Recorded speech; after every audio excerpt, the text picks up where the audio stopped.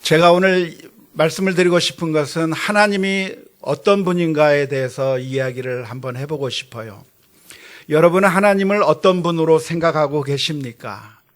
하나님에 대해서 도대체 이 하나님은 어떤 존재인가 많이 궁금들 하실 것 같습니다.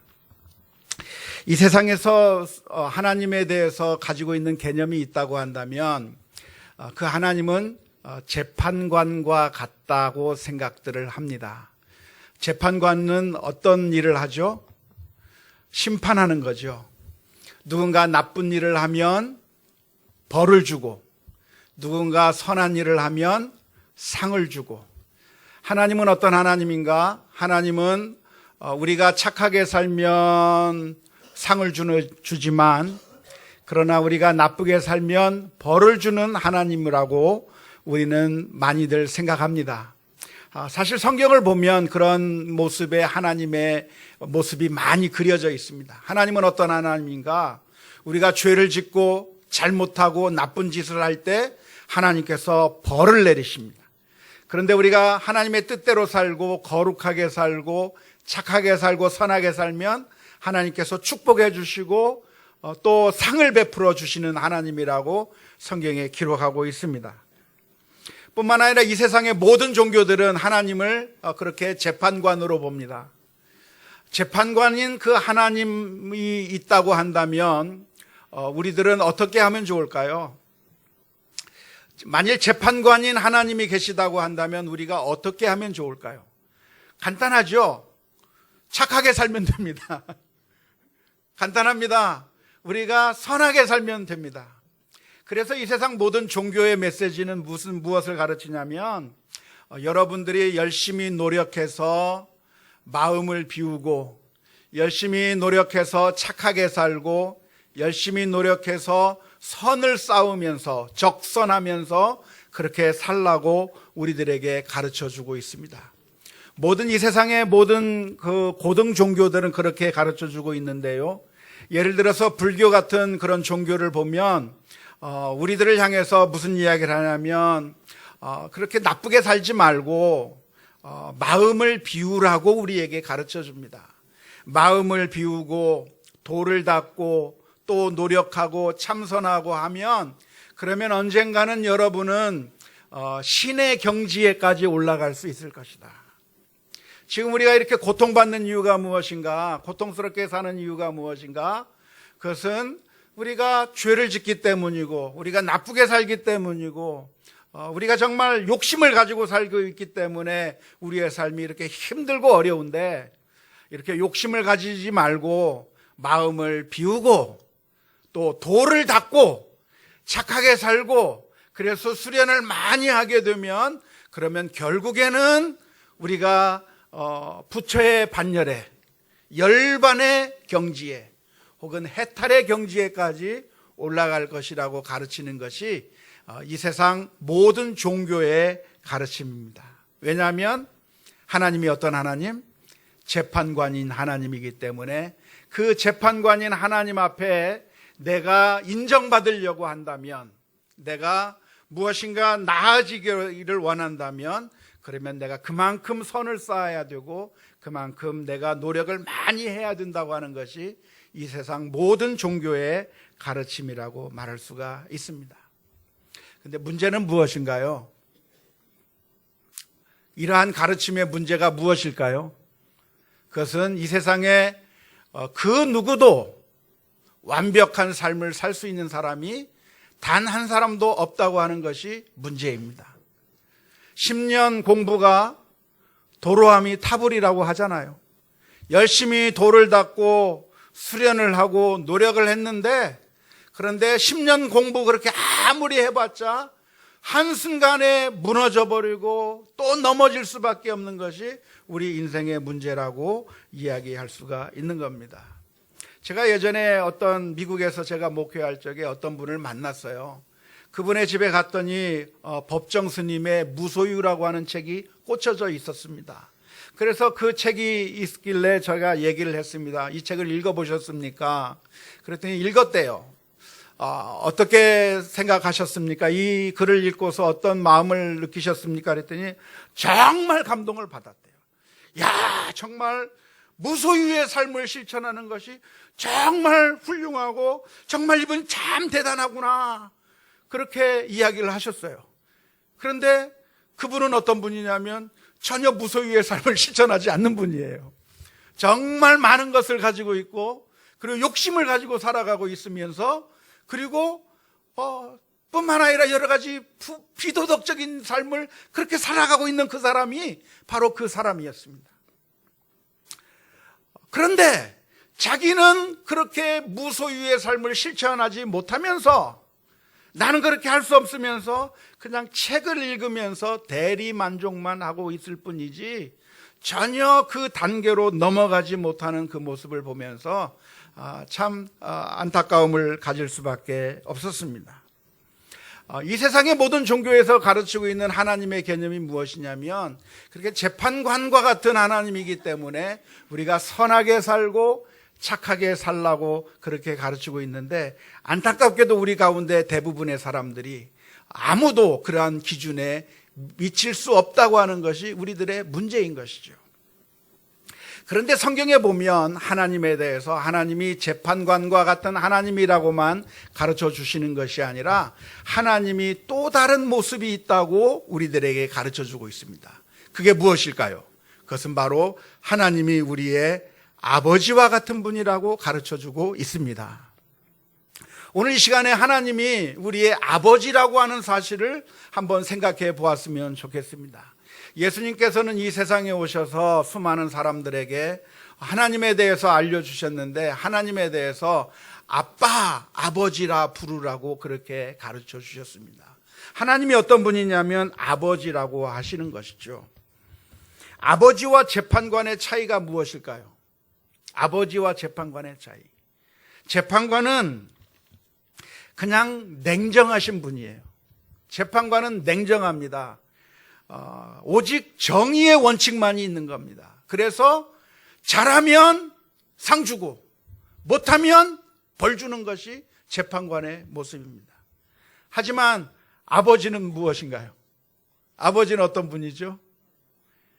사랑이 많으신 분이 바로 우리들의 아버지입니다. 우리 아버지는 아닌가요? 아마 우리 한국에서 성장하신 분들 가운데 많은 분들은 아버지에 대한 안 좋은 기억들이 많이 있을 거라고 생각을 합니다. 그래서 하나님을 아버지라고 하면 마음이 그렇게 푸근하게 느껴지지 않을지 모르겠는데, 사실은 하나님을 아버지라고 표현하는 이 성경의 표현은, 그것은 정말 하나님이 정말 우리 남자라고 하는 그런 의미에서 아버지라고 표현한 것은 아니에요.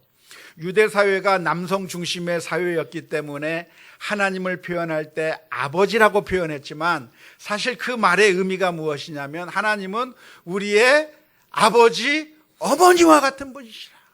하나님은 우리의 부모님과 같은 분이시라고 성경이 가르쳐주고 있다고 하는 사실을 오늘 이 시간에 기억했으면 좋겠습니다.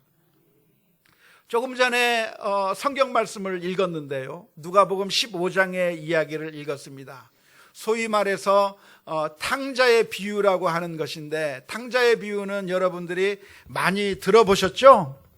아마 교회를 안 다녀보신 분도 탕자의 비유에 대해서는 많이 들었을 거라고 생각을 합니다.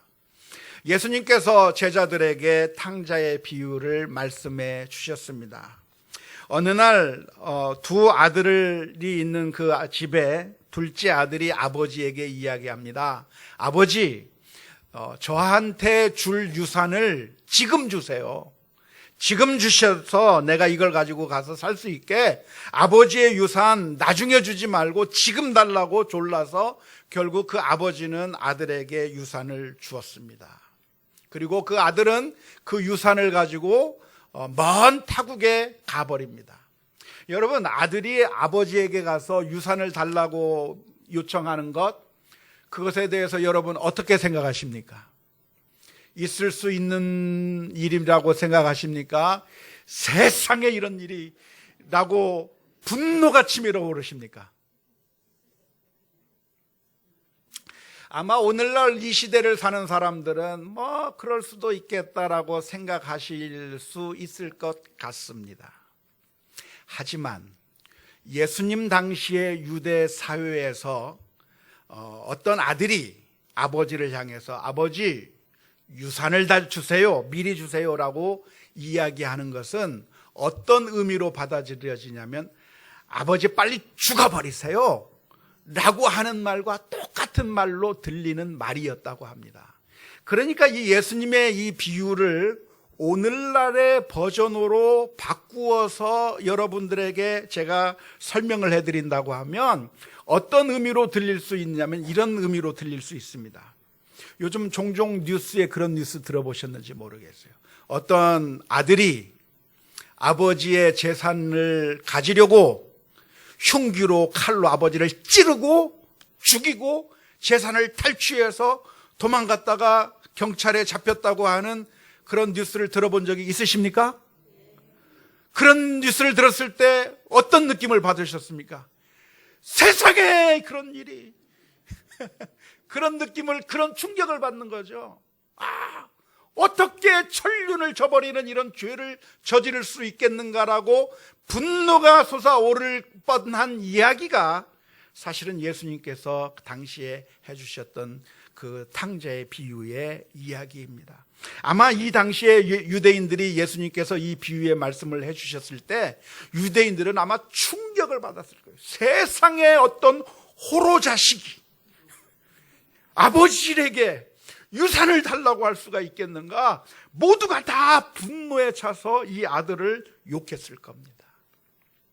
그런데 이 예수님께서는 이 비유를 말씀하시면서 이 아들이 그 아버지에게 못된 짓을 하고서 먼 나라로 가서 거기서 허랑방탕하게 다 모든 재산을 다 쏟아버린 다음에 결국에는 모든 돈을 다 잃어버리고 남의 집에 들어가서 돼지를 기르는 그런 처량한 신세로 전락해 버린 이야기를 하고 있습니다. 돼지를 기른다고 하는 것 여러분들 어떻게 느껴지십니까? 뭐 사람이 일하다 보면 돼지를 칠 수도 있는 거죠? 우리들은 그렇게 생각할 수 있습니다. 하지만 당시 유대인들에게 있어서 돼지라고 하는 것은 무엇을 의미하죠? 아주 최고의 모욕적인 말로 들리는 것이 개, 돼지라고 하는 말입니다. 유대인들은 개, 돼지를 아주 싫어했고 개, 돼지와 조금이라도 엮이게 되면 정말 비참한 것이라고 생각했는데 이 유대인인 이 사람이 둘째 아들이 직업 가운데서 가장 낮고 천한 그 돼지를 기르는 일에 이방인의 집에 가서 거기서 돼지를 기르는 일을 하다가 그 아들이 어느 한순간에 생각한 거예요. 내가 지금 무슨 짓을 하고 있는가? 우리 아버지는 어떤 아버지예요? 저 아버지의 집에는 먹을 것이 많고 그곳에는 품꾼들도 잘 먹고 잘 사는데 나는 왜 여기서 이렇게 힘들고 어렵게 고생하면서 사는가 하면서 이 아들이 이제는 뉘우치고 아버지에게로 돌아갑니다. 아버지로 돌아갈 만한 용기가 생길까요? 생기지 않을까요?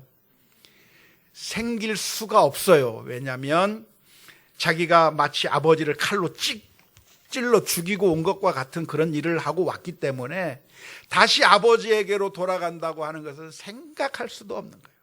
더군다나 유대인이 가지고 있던 그 재산을 이방인들 사이에서 다 허랑방탕하게 다 탕진해 버렸다고 한다면 그 당시 유대 사회에서는 그런 유대인이라고 하면 완전히 쫓아내버리고 환영해 주지 않는 그런 풍습이 있었기 때문에 이 둘째 아들이 아버지에게 돌아갈 용기가 나지 않는 거예요. 아버지에게 간다고 했을 때 어떻게 하겠습니까? 만일 그 아버지가 재판관과 같은 아버지라고 한다면 어떻게 할까요? 내 이놈! 내가 내 죄를 알렸다 하면서 심판해야죠. 당시 유대 사회는 이런 아들이라고 하면 돌로 쳐 죽이는 법이 있었습니다. 당시 그 사회, 유대 사회에서는 이런 아들이라고 하면 그 아들을 그 마을로 받아들이지 않고 쫓아내버리는 그런 법이 있었습니다. 그러니까 이 아들이 아버지에게 갈 수가 없는 겁니다. 하지만 놀랍게도 이 아들은 용기를 내서 아버지에게 가서 이야기합니다. 제가 하늘과 아버지 앞에 잘못을 했습니다. 죄를 지었습니다. 그러니까 저를 아들로 받아들이라고 하는 얘기는 못하겠지만 그냥 품꾼의 하나로라도 받아주시면 그러면 감사하겠습니다 하면서 돌아왔는데 아버지가 뭐라고 이야기를 하겠습니까? 이 나쁜 놈, 네가 이럴 수가 있니? 내가 너한테 얼마나 많은 사랑을 보내줬는데 왜 나에게 이런 나쁜 짓을 하고 도망갔느냐? 이 나쁜 놈 하면서 쫓아내버렸나요? 쫓아내버린 것이 아니라 맨발로 뛰어가서 그 아들을 맞이했습니다. 자기를 향해서 칼로 찌르고 재산을 탈취한 것과 같은 그런 나쁜 짓을 한 아들을 잘못했지만 한없이 용서해 주는 것. 뿐만 아니라 이 아이에게 씻기고 가장 좋은 옷을 입히고 금가락지를 끼워주는 건데, 금가락지가 의미가 무엇인 줄 아세요? 금가락지라고 하는 것은 이 아들은 나의 적법한 상속자라고 하는 그런 의미를 가지고 있습니다. 신발을 신기는 것은 종이 아니라 나의 아들이라고 하는 그런 의미가 있는데, 이 아이가 아무리 잘못했다고 할지라도 이 아버지는 그 아들을 맞이해주고 영접하고 아이를 잃어버렸다가 찾았다고 하는 그 기쁨 때문에 너무나도 기뻐서 잔치를 벌인다고 하는 것이 예수님께서 해주신 탕자의 비유라고 생각을 합니다. 그런데 이 이야기를 하시면서 예수님께서 해주시는 그 의도가 무엇이냐면, 하나님이 어떤 하나님인가? 하나님은 단순히 재판관으로서 아무런 감정도 없이 냉정하게 잘못하면 잘못했다고 책망해버리고 그렇게 심판해버리고 끝내버리는 그런 재판관이 아니라, 하나님은 우리가 잘못하고 죄를 짓고 나쁜 길로 갔다고 할지라도 우리가 돌아오는 것을 기뻐하고 하나님께서 우리를 사랑해 주시는 아버지라고 하는 사실을 말씀해 주기 위해서 이 말씀을 해 주신 줄로 믿습니다. 사랑하는 성도 여러분, 오늘 우리가 이 자리에 모였는데요, 여러분은 하나님에 대해서 어떻게 생각해 오셨습니까? 하나님은 사실 우리들의 아버지시라고 하는 그 사실을 믿고 또 신뢰하며 하나님을 나의 아버지로 모시고 살아가시기를 주님의 이름으로 축원합니다. 이 세상에서 우리가 살아갈 때 고아처럼 아무도 나를 도와주는 사람도 없고, 이 세상은 나를 속여 먹으려고만 하고, 이 세상 사람들은 나를 향해서 비난하기만 하고 손가락질만 하겠지만, 그런 이 세상 가운데서 사실은 나를 사랑하시고 인정해 주시고 하나님의 자녀로 붙들어 주시는 이는 오직 하나님 한 분, 우리들의 아버지 되시는 하나님이 우리의 참된 아버지라고 하는 사실을 믿을 수 있기를 주님의 이름으로 축원합니다. 아버지는 어떤 아버지인가요? 아버지는요, 그냥 뭐든지 다 해주고 싶어요. 그렇습니까? 안 그렇습니까? 그렇습니다. 예. 자녀가 나를 실망시켜도 그래서 미워서 자녀를 쫓아냅니까? 대답해 보세요. 아니요. 지난주에 우리 딸아이가 시카고에서 결혼을 하게 돼서 잠시 미국에 잠시 다녀왔는데요, 데리고 돌아와서 이제 이번 토요일 날 한국 결혼식을 하게 될 텐데, 미국 결혼식은 한국 결혼식과는 달리 한 오후 5시 정도 시작을 합니다. 그래서 결혼식에 참석하는 사람도 미리 예약을 받아서 예약한 사람만 결혼식에 오게 되는데 한 6명 정도 참석을 했어요. 멀리 비행기 타고 와서 하루 이틀씩 잠자면서 결혼식에 참석하고 그러는데 5시부터 결혼식을 시작하는데 제가 주례를 하면서 결혼식을 간단하게 마쳤고요. 그 다음부터는 결혼식이 끝나면 그 뒤에 식사를 해야 되잖아요. 식사를 하는데 파티를 겸한 식사를 하게 되는 겁니다. 그래서 결혼식 마치고 그 시간부터 음식을 먹으면서 파티를 하는데 몇 시까지 하냐면 새벽 1시, 2시까지 놀아요. 정말 결혼식 하나를 위해서는 정말 어마어마한 하객들도 투자를 해가서 그 자리에 와야 되는 겁니다. 이 결혼식에 제가 울었을까요? 안 울었을까요? 안 울었습니다. 사실 제가 주례를 했기 때문에 굉장히 긴장도 했고 그래서 울 시간이 없었어요. 결혼식을 잘 끝냈어요. 그리고 이제 파티가 시작이 됐습니다. 그래서 이제 사회자가 이제 신랑 신부가 나와서 춤을 추겠습니다. 해서 이제 음악 소리에 맞춰서 신랑과 신부가 춤을 춥니다. 신랑과 신부의 춤을 옆에서 보면서 박수를 쳐주고 신랑 신부의 춤이 끝나자마자 사회자가 또 안내를 하는데 이번에는 신랑은 자기 어머니와 그리고 신부는 아버지와 함께 춤을 추라고 안내를 해줬습니다. 그래서 제가 우리 딸아이의 손에 이끌려서 무대 가운데로 가서 거기서 평생 처음으로 우리 딸아이와 함께 춤을 추었습니다. 우리 아이의 손을 잡고 허리에 손을 대고 아이와 함께 이렇게 음악에 맞춰서 춤을 추는데 춤을 추면서 뭔가 얘기를 해야 될 것 같아요. 뭔가 얘기를 해야 될 것 같은데 무슨 얘기를 그냥 아무 의미 없는 말을 막 하다가 무슨 말을 해줄까 생각해 보는데 다른 말이 생각이 안 나요. 무슨 말이 생각이 나냐면은 내가 너 기르면서 여러 가지 잘못한 거 많은데 그것 때문에 미안하다 그랬어요. 이 아이를 기르면서 내가 너 기르느라고 얼마나 고생한 줄 알아? 너 나한테 효도해야 돼? 그런 이야기 한 것이 아니라 이 아이를 바라보면서 제 마음속에 든 느낌은 더 잘 해줄 수 있었는데 더 잘 해주지 못했던 것, 그리고 이 아이에게 여러 가지 잘못했던 것, 그것만 생각나더라고요. 그래서 그 아이에게 그런 고백을 하다가 울었어요. 하다가 울었는데, 사랑하는 성도 여러분, 그런데 하나님이 우리들의 아버지시래요. 아무런 나와 연관도 없고 상관도 없는 경찰관으로서의, 재판관으로서의 하나님이 아니라 그 하나님이 우리의 아버지시라고 예수님께서 가르쳐 주시는 거예요. 그래서 우리가 잘못된 길로 가고 넘어지고 그리고 쓰러질 때 하나님께서 너희가 잘못한 것이 무엇인가?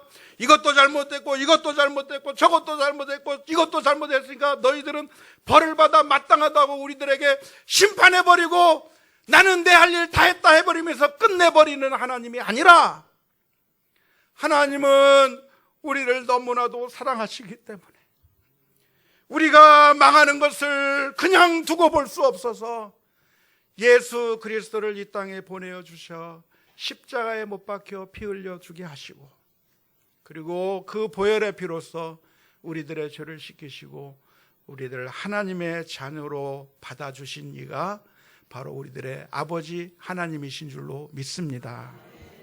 사랑하는 성도 여러분, 이 세상에서 우리가 살아갈 때 우리는 마치 고아처럼 살아갈 때가 너무나도 많습니다.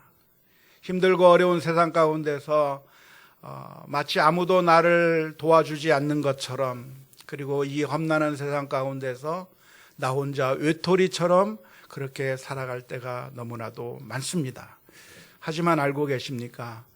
하나님이 우리의 아버지라고 하는 사실을 알고 계십니까? 그리고 우리로 하여금 고아처럼 살아가지 말고 그 힘들고 어려운 그 순간에 내가 너희와 함께 할 테니 나와 함께 걸어가자 초대하고 계시는 줄로 믿습니다. 워낙에는 오늘 이 자리에 참여하신 모든 분들이 하나님에 대해서 막연하게 그저 염라대왕이나 재판관 정도로만 생각하시면서 그렇게 하나님과 멀리하며 그냥 피해 숨어 다니기만 하면서 살아왔다고 한다면 오늘 이 시간에 하나님을 나의 주, 나의 하나님으로, 나의 아버지로 받아들일 수 있기를 바랍니다. 하나님께서는 우리를 사랑하시기 때문에 우리와 함께 계시고 우리에게 힘과 능력을 주실 줄로 믿습니다.